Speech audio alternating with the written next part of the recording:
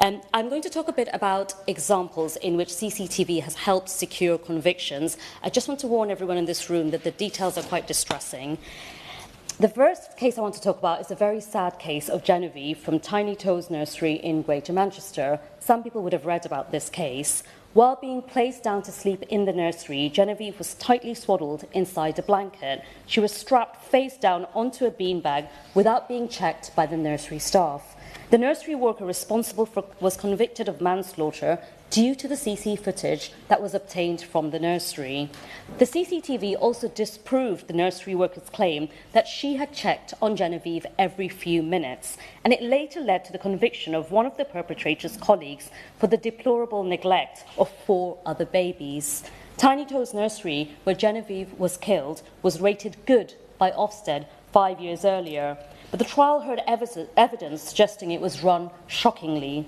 On the day that Genevieve died, there were only 2 members of staff looking after 11 babies. The previous weekday, there were 16 babies, far in excess of the 1-to-3 ratio for under 2s in England. Ofsted watching CCTV would have picked this up.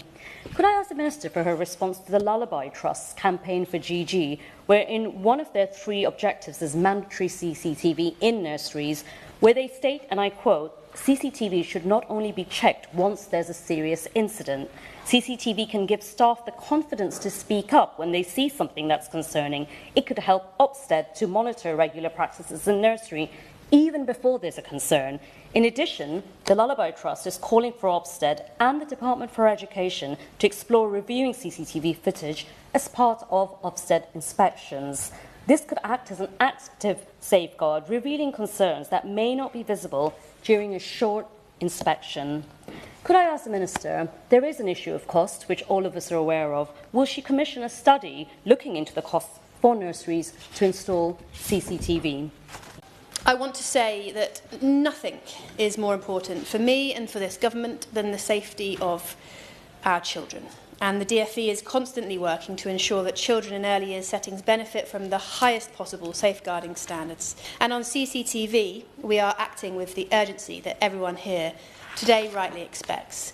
In December, the Secretary of State for Education announced she would appoint an expert advisory panel to review how digital devices and CCTV are used in early years settings. And the panel will consider key points, including but not limited to whether CCTV should be mandated in early years settings, CCTV's role as part of a setting's wider safeguarding measures, how CCTV and digital devices should be managed to ensure children's privacy is protected alongside their safety, and what systems, training and safeguards are necessary to address concerns such as cybersecurity and the possible misuse of images. I'd like to say a word about safer sleep.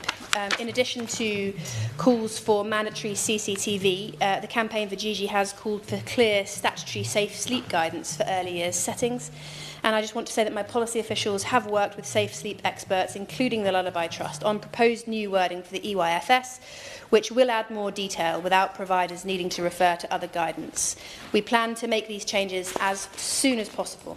Mr Springer, I hope that the ongoing and planned work that I have highlighted today provides you with some reassurance that across government we are working urgently to implement the most effective and evidence-based changes to early years safeguarding and ensure the most important thing of all, that our children are safe.